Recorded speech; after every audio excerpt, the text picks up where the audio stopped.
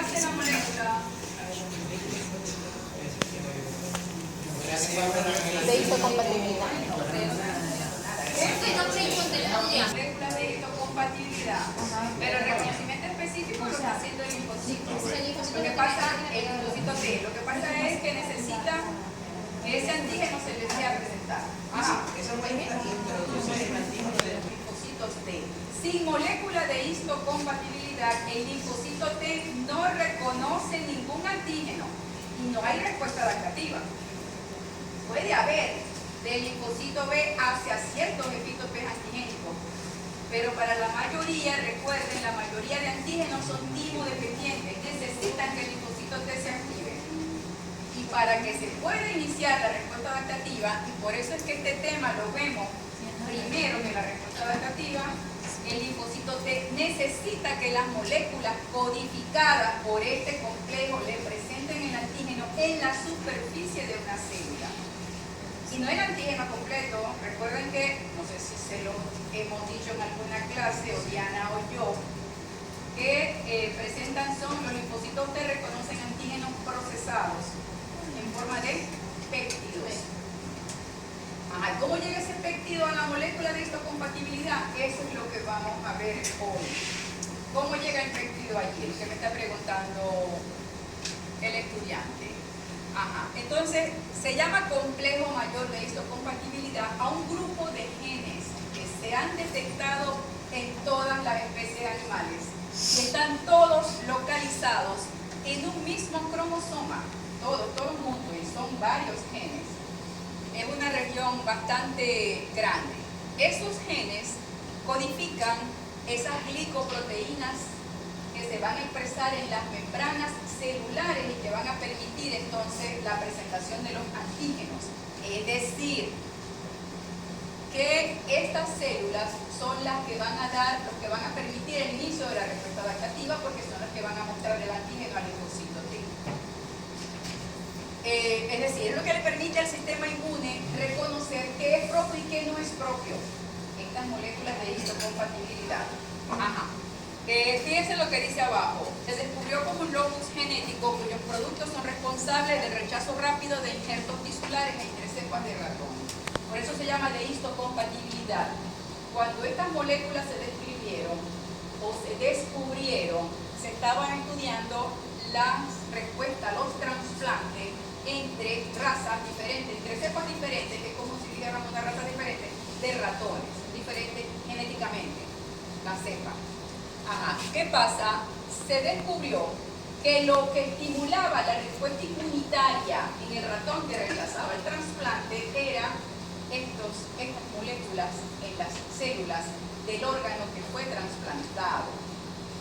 Se descubrió y por eso se llamaron de histocompatibilidad, es decir, que determinaban la compatibilidad entre tejidos.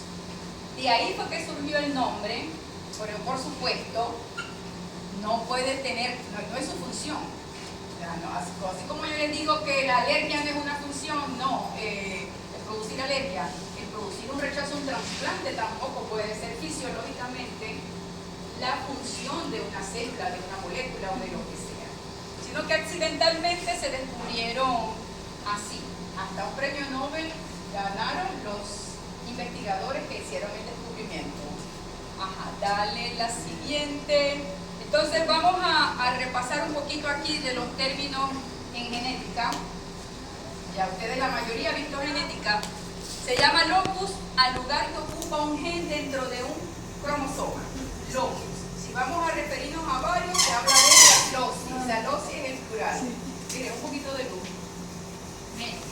Ajá. Alelo se llama a cada una de las variantes que puede tener un gen. Un gen puede tener variantes dentro de una población y sigue siendo el mismo gen, ¿verdad? Haplotipo se llama a la combinación de alelos de un gen presentes en diferentes locis en un mismo cromosoma. Haplotipo. Todos los individuos poseen dos haplotipos, uno heredado de cada progenitor. Un haplotipo materno y un haplotipo paterno. O sea, haplotipo es la combinación de alelos un gen que existe en un mismo cromosoma. Esto lo vamos a entender ahorita, porque así es que se tipifica el complejo mayor cuando se va a hacer un estudio. Genotipo es el conjunto de los dos haplotipos. El genotipo de un individuo viene dado por la combinación del haplotipo paterno y el haplotipo materno. En relación al MHC, estamos hablando del MHC, y polimorfismo se llama al conjunto de alelos de un mismo gen. Si un gen tiene muchas variantes alélicas, se dice que es polimórfico. Tiene varias variantes, es como redundante, pero tiene variantes. Diversas variantes, muchas variantes, diferentes variantes. Ajá. Es polimórfico. Si un gen no tiene variantes o tiene muy poquitas, se dice que es poco polimórfico o que es monomórfico, si tiene una sola. Pero una de las características de los genes que codifican o que están incluidos en este complejo es que todos son polimórficos. Dale la siguiente. Ajá, entonces vamos a ver algunas características. Está presente en todas las especies de vertebrados estudiadas hasta ahora. Ajá. Presenta una alta homología estructural y funcional entre especies. Hay un probable equivalente en algunos invertebrados, pero todas las especies vertebradas estudiadas tienen un complejo MHC. Ocupa un segmento del brazo corto del cromosoma 6 humano. Todos los genes están ubicados en el humano, en el brazo corto del cromosoma 6. Esa localización varía dependiendo de la especie, la localización cromosómica, más no tiene importancia funcional, no tiene importancia para ustedes. Contiene numerosos genes relevantes para diferentes funciones inmunitarias, ya vamos a ver, y es uno de los sistemas genéticos más polimórficos conocidos en la naturaleza. Es más, hay quienes dicen que es el más polimórfico. Los genes más polimórficos que existen en el genoma están en el complejo mayor de histocompatibilidad. Son muy polimórficos. Y es difícil conseguir, entre nosotros no vamos a conseguir dos que compartamos esos genes, o los alelos de esos genes. No lo vamos a conseguir, porque varía mucho dentro de una misma población, el número de variantes. Ajá, dale la siguiente. Ajá, entonces, el nombre colectivo, o vamos a decir genérico, es MHC abreviado de complejo mayor de histocompatibilidad por las iniciales en inglés. Pero, dependiendo de la especie, se le va dando una denominación diferente. Eso no se lo voy a preguntar, eso es a manera de información para ustedes. En el humano se llama HLA porque está localizado en el cromosoma 6 de antígenos leucocitarios humanos, porque fue la primera célula donde fueron descubiertos en leucocitos. Por eso se le denominó antígenos leucocitarios. Antígenos porque provocan respuesta al ser diferentes entre los miembros de una misma especie. Por eso se consideran antígenos. Ajá, en el perro DLA, en el gato, en el conejo, en el cerdo, bovino, equino, ovino, todo el mundo tiene MHC. En las aves se llama complejo B. Complejo B, no de la vitamina, sino de complejo B, MHC en las aves. Dale la siguiente, pero nosotros vamos a seguir hablando de MHC, o sea, vamos a seguir utilizando el nombre genérico. Ajá. Fíjense aquí, este es el cromosoma 6. El cromosoma 6. Vimos que en el humano estaba localizado en el cromosoma 6, el brazo corto, el brazo largo. Fíjense, todos los genes están localizados ocupando un espacio determinado del brazo corto del cromosoma 6. Hay diferentes clases de genes dentro de ese mismo complejo y han sido clasificados de esta manera. Hay genes clase 1, genes clase 2 y genes clase 3. Cuando vimos células, si se recuerdan, vimos los TCD8 reconocen antígeno con MHC clase 1, los TCD4 reconocen antígeno más MHC de clase 2. Ajá. ¿De dónde viene esa clase 1 y clase 2? De la clasificación que se le da a los genes y por lo tanto también a las moléculas que ellos codifican. Dentro de cada clase hay varios loci, hay varios genes.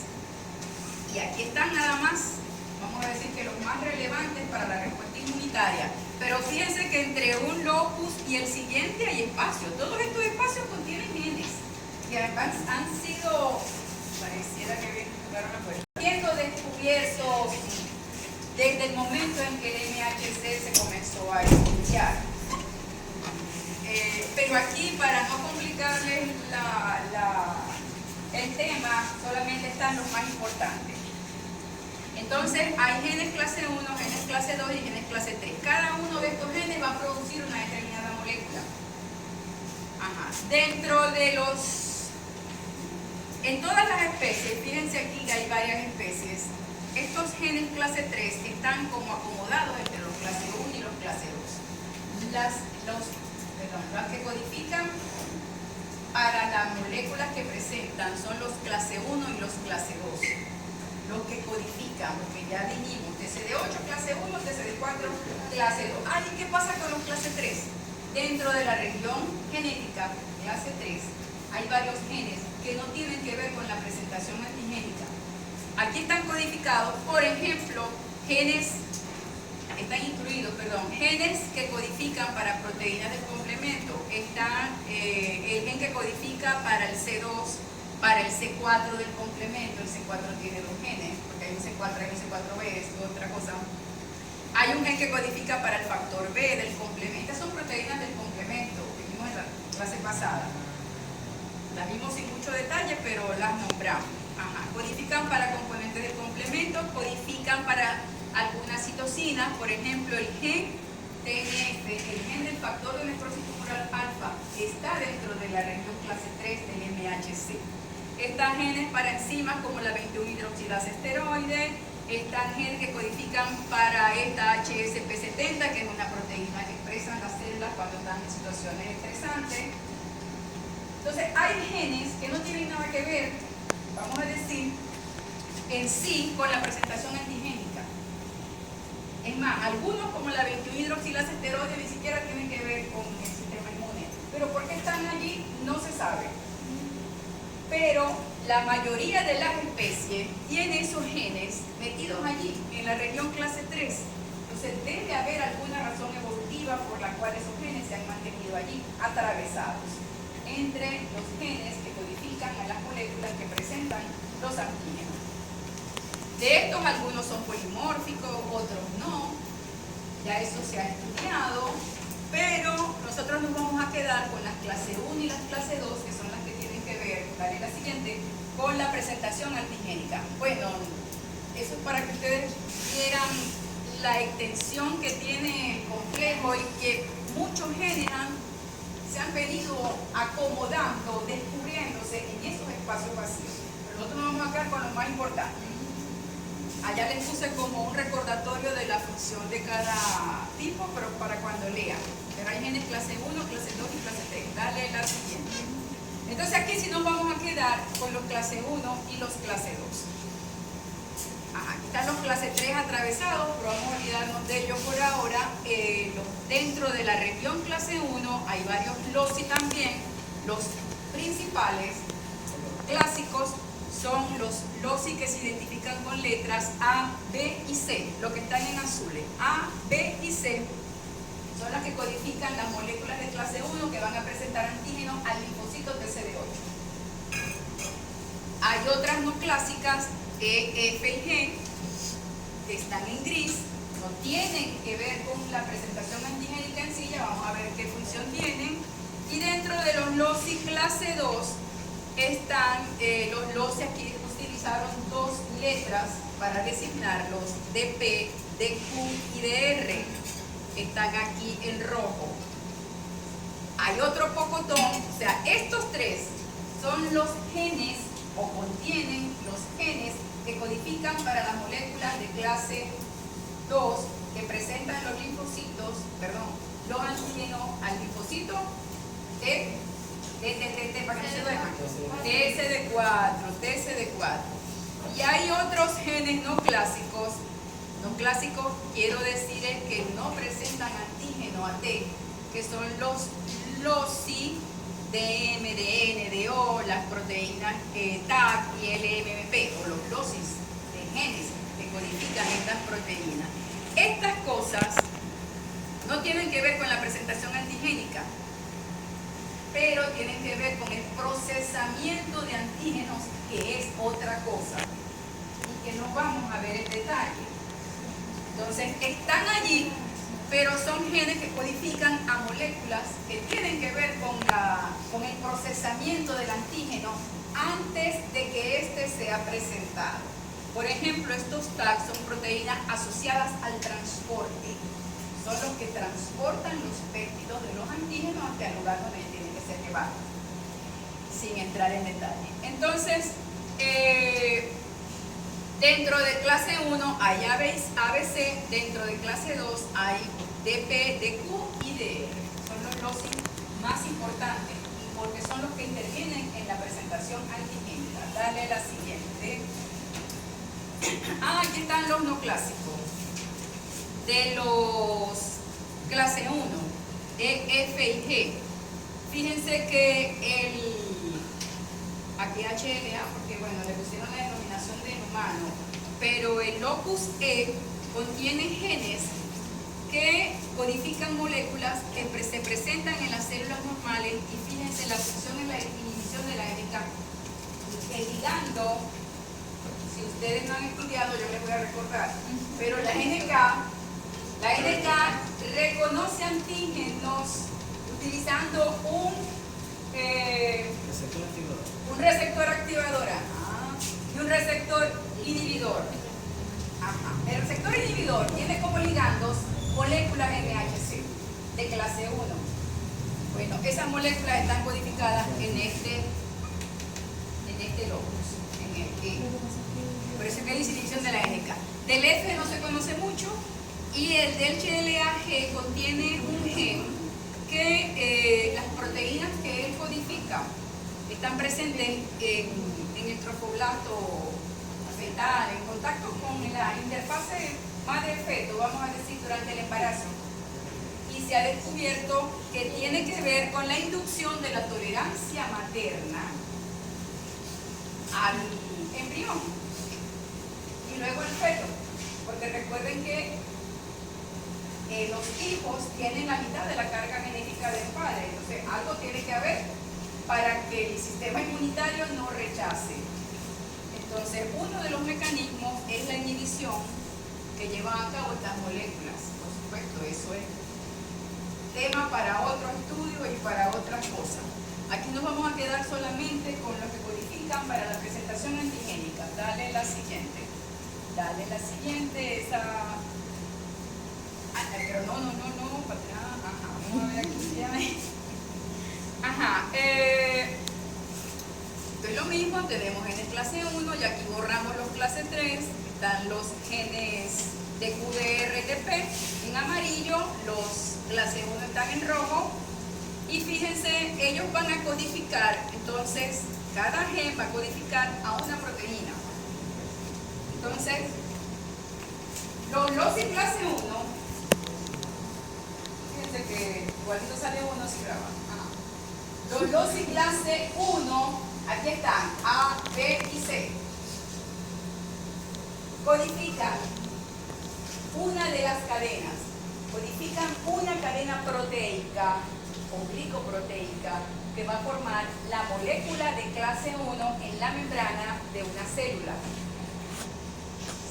Este es el haplotipo MHC, esta es la membrana celular. Aquí estamos viendo los genes, van a codificar para una proteína.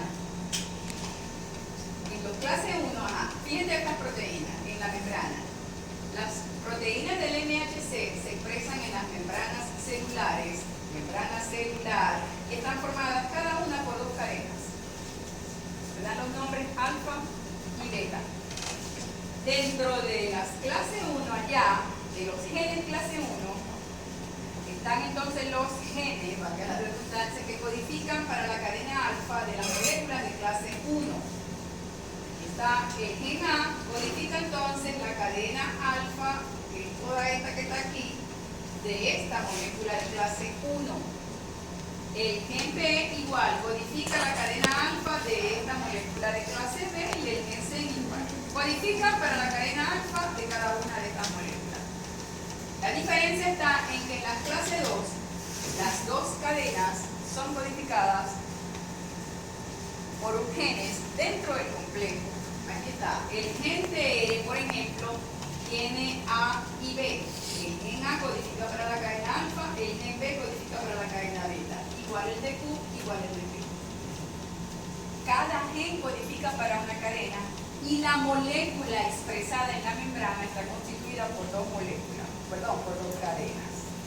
En los clase 1 los genes solamente codifican para la cadena alfa, porque la cadena beta es un péptido chiquito que está codificado por un gen fuera del MHC, en otro cromosoma incluso, pero que se va a asociar antes de que la molécula sea expresada al último dominio de la cadena alfa. Se le pega, aquí está, que se llama beta-2 microglobulina, pero se le pega aquí y sirve para estabilizar la cadena, perdón, la molécula, porque la molécula estable necesita estar ensamblada a dos cadenas. Aquí nuevamente tenemos la alfa, ya vamos a ver la estructura, y se termina con este péptido.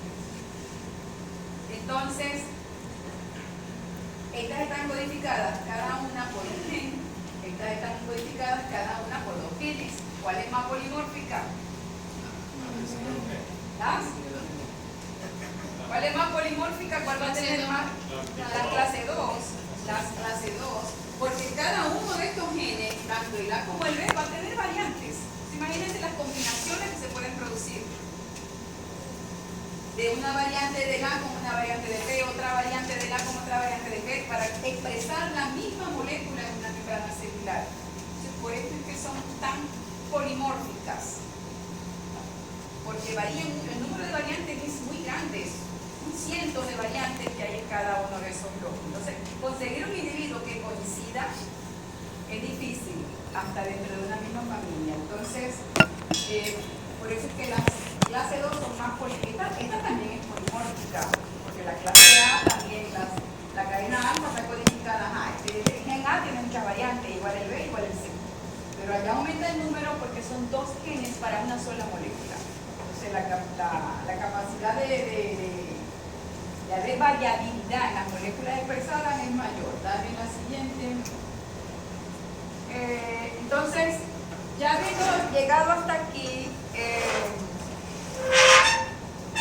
ya podemos deducir varias características. Primero, es un complejo poligénico. Hay muchos genes dentro del MHC. En segundo lugar, la característica que más resalta y más importante es el extraordinario polimorfismo que tienen los genes. Existen múltiples alelos, cada locus dentro de una misma población. Y lo otro que ayuda a la variabilidad es que tienen expresión codominante. O sea, eso quiere decir que aquí no hay dominante y recesivo, no.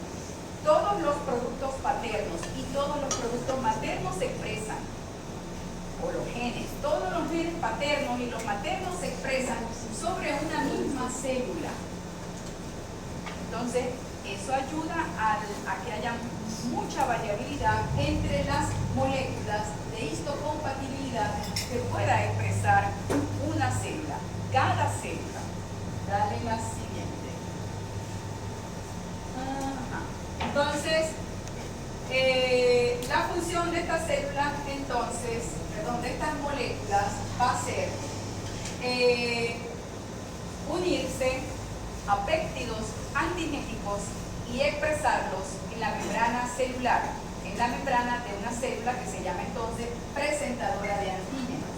Aquí tenemos una célula presentadora, aquí está el linfocito T, alfa y beta se llaman a las cadenas que forman parte del receptor del linfocito. Está el TCR, aquí está HLA en el humano, MHC en el humano, está la molécula de histocompatibilidad mostrando el péptido antigénico al linfocito T, cosa que lo hace diferente del linfocito B. Y creo que era la pregunta de un examen.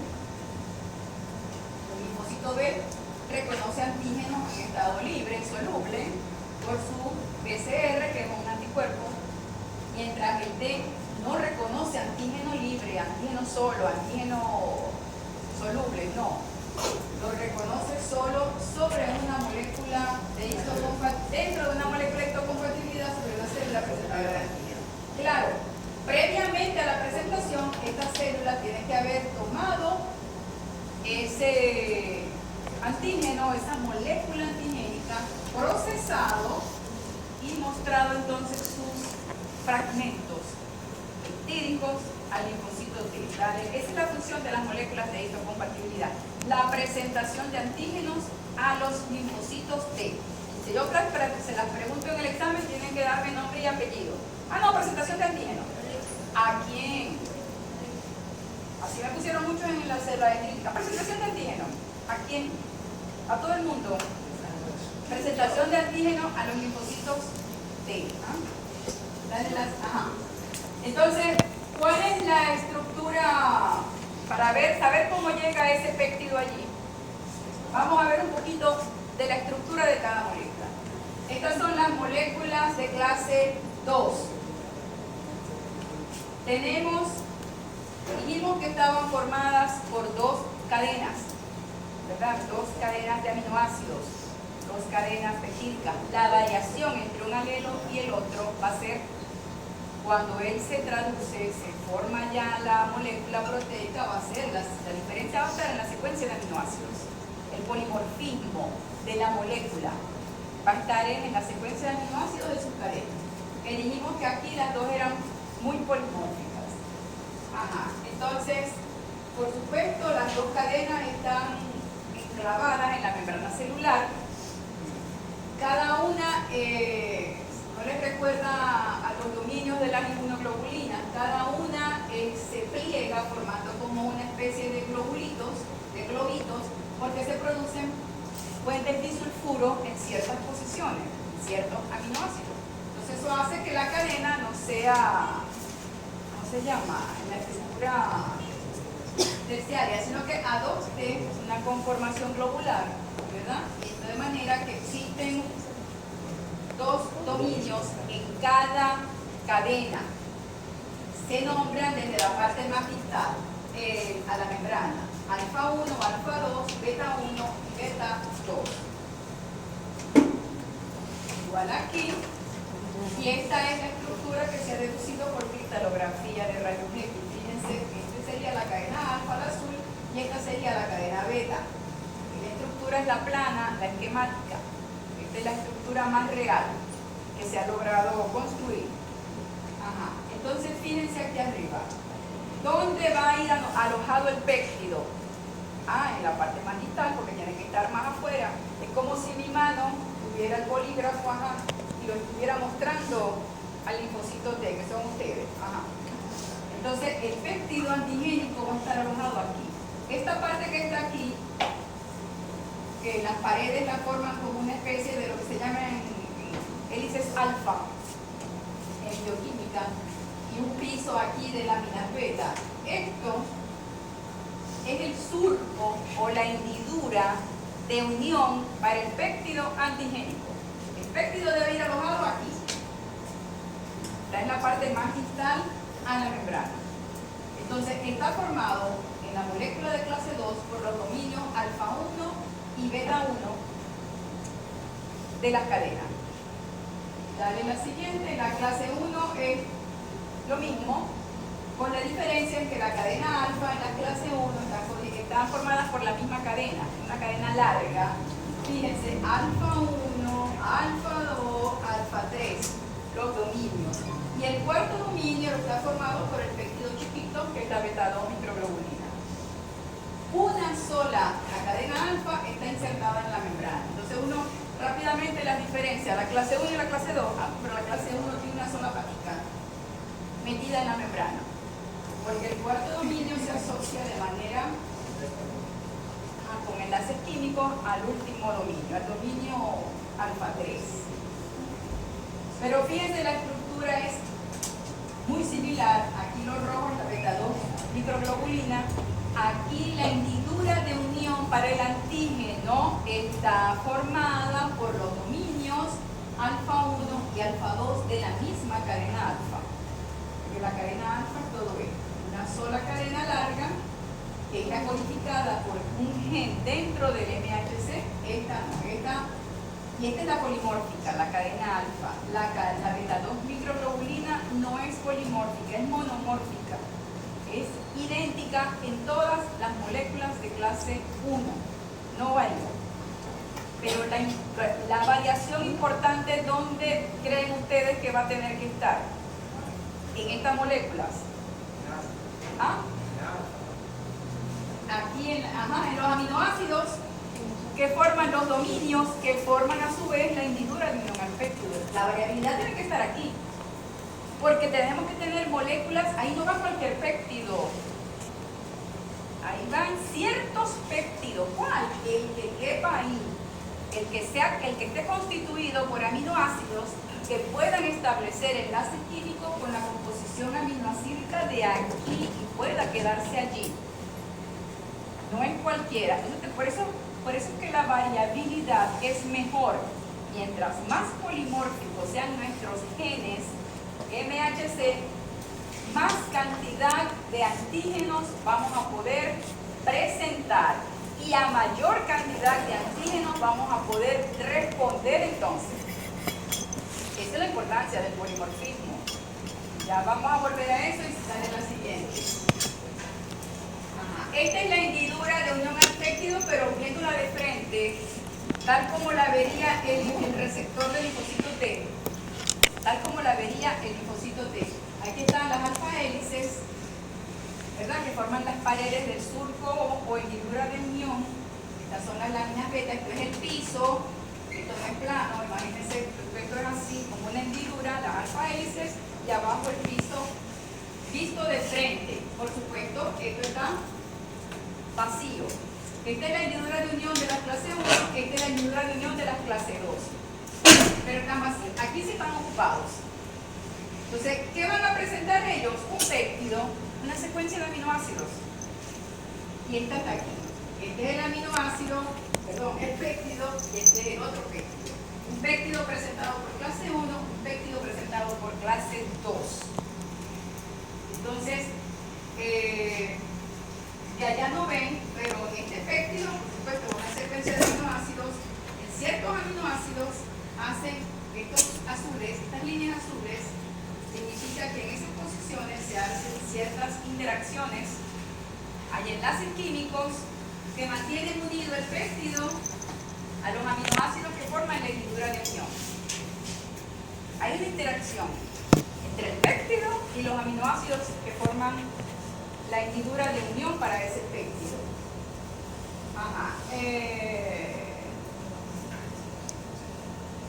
Bueno, se ha descubierto que las clase 2 alojan péptidos más grandes, de más de 13 aminoácidos, hasta 20, 20 y pico, son más largos y sobresalen entre las, le dicen aspecto de perro caliente, sobresalen entre el pan que forman las alfa hélices. Y allá se alojan péptidos más pequeños. Las clase 1 alojan péptidos más pequeños, péptidos cortos, de 8, 10, máximo 12 aminoácidos, muy cortos, las clase 1. Dale la siguiente. Repito por tercera vez. La función es entonces la presentación de péptidos, a ver si se lo aprenden, antigénicos para que sean reconocidos por los linfocitos T específicos del antígeno. Está claro, ¿verdad? Toda la función de las moléculas es la presentación de antígenos. Ahora fíjense abajo, las moléculas de histocompatibilidad también constituyen un sistema de transporte de antígenos desde el interior celular hasta la superficie celular. Las mismas moléculas son quienes llevan el antígeno desde adentro para afuera para ser presentado y reconocido por los linfocitos T. Dale la siguiente.